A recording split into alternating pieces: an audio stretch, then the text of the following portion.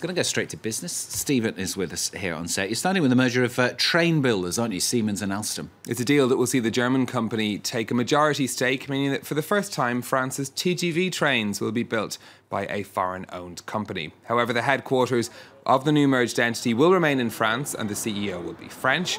Speaking in the past few minutes, he said the company was planning on cost savings in rolling stock and rail signalling, and that the firm planned to invest in China, where it's facing major competition. Now, the company has promised to keep French jobs safe for 4 years, but workers are still worried, as Lauren Berstecker now reports. It was called a merger of equals, yet the fusion between Alstom and Siemens has many French workers worried they'll see their jobs move to Germany. There's often some cleaning up to do in order to be efficient, so we are not sure things will stay the same. We suspect that Siemens isn't going to keep everything as it is. That would be a first. A number of guarantees by Siemens have done little to appease these concerns. They include keeping the group's headquarters in Paris and having Alstom's current CEO lead the company, as well as a pledge to maintain all French jobs for at least 4 years. Yet with Siemens becoming the majority shareholder, union leaders worry it may not respect all of its promises. Siemens is the world leader in signalling, which is also what we work on. So if there's a choice to make, they're likely to prioritize their own solutions. French authorities, meanwhile, welcomed the merger, with Finance Minister Bruno Le Maire calling it good news for Alstom employees and for European industry. Once a source of national pride and a symbol of France's industrial strength, Alstom has fallen on hard times in recent years.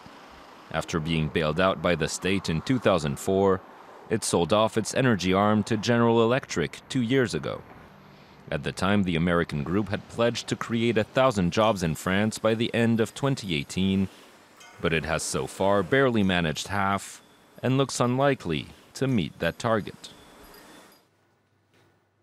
Well, let's take a look at how the markets are reacting to that deal as well. It's their first chance, really, to have had investors to have a reaction to it. Of course, it was only confirmed last night. Alstom shares in the first few minutes of trading up fairly significantly, almost 8% in Paris, as you can see. The reaction a little bit more muted in Germany on Siemens shares. They're up by less than 1%, but investors seem pleased with that deal anyway. Generally speaking, in Europe, shares are trading up at the open today. The French supermarket group Carrefour, one of the gainers in Paris, their shares rose by over 3% on Tuesday. Own rumours that Amazon could be interested in the company.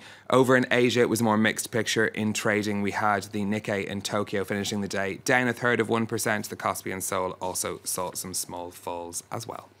Now, meanwhile, French and Italian leaders are going to meet today. This is to discuss the future of France's biggest shipyard. The French government had temporarily nationalised the STX shipyard on the Atlantic coast in July after vetoing a deal to sell the site to Italy's Fincantieri. Now, they're insisting that France maintains equal partnership in the company instead of a minority shareholder.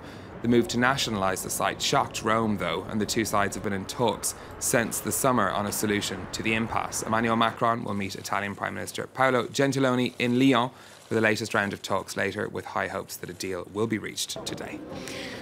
Here's a row for you. This is a row between Canada and the United States over aeroplanes. The United States plans to slap an import levy of 220% on C-series aircraft made by Canada's Bombardier. Washington says the company benefited from unfair state subsidies in building the planes for Delta Airlines. This is a preliminary decision from the United States. A final ruling is due in December. The dispute has already caused tension between the neighbours. Canadian Prime Minister Justin Trudeau saying last week that he'd cancel a $5 billion order of Boeing jets unless the case was dropped. The decision also worrying the British government, as Bombardier employs more than 4,000 people building plane parts in Northern Ireland.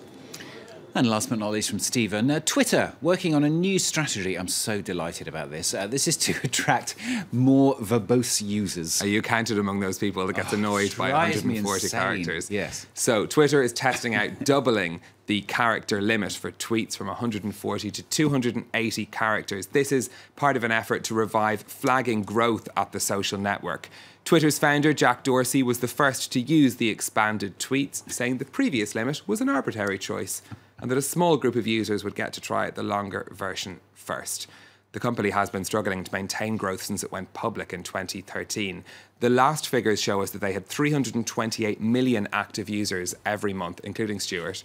That compares to 2 billion for Facebook, though, and 800 million for Instagram. And that's really where Twitter have been losing ground compared to its rivals. Yeah. So that's what they're trying to do, is encourage us all to tweet a bit more. Is that you? Tweets? Did you write that? Yeah. That's very. Well, they're longer. That's very they're good. tweets. That's very good. Waffle on Twitter. I like that idea. Steve Carroll with Business Off France 24.